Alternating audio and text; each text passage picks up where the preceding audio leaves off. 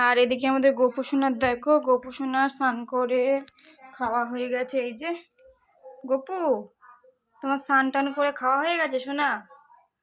গোপু স্নান টান করে খেয়ে দিয়ে বসে আছে। আমাদেরও খাওয়া হয়ে গেছে। আর ভোলে বাবাকে দেখো, ভোলে বাবারও স্নান করানো হয়ে গেছে, ঠাকুর পুজো দেওয়া হয়ে গেছে। কাকিমাদের এই জিনিসটা খুবই ভালো, সকাল সকাল উঠে ঠাকুর পুজো দিয়ে দেয়। আমার বোন যেহেতু গোপুর সেবা করে, আমরাও বাড়িতে করি, তো ওই জন্য আমার বোন 8টার সময় ঘুম থেকে উঠে আগে গোপুকে ঘুম থেকে তুলে স্নান টান করে খেতে বসিয়ে দেয়, আবার দুপুরে দেয়, আবার রাত্রে দেয়, খাইয়ে দেয়, আবার ঘুম পাড়িয়ে দেয়। পুরো নিজের ভাইয়ের মতো করে ওকে যত্ন করে।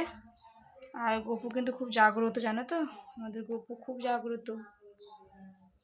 তো টাটা।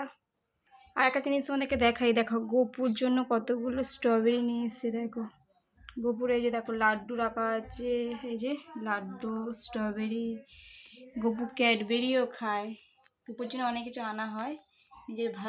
নিজের ভাই থাকে যেমনভাবে যত্ন করা হয়, ঠিক গোপুকে ঠিক ওইভাবেই যত্ন করা হয়। কারণ গোপু তো আমাদের বাড়ির ছেলে, তাই সন্তানকে তো সবাই ভালোবাসবে। আমার ভাই হয়, কাকিমার ছেলে, আমার বোনের ভাই, আমাদের লাডলো লাডলো লাডলো ভাই।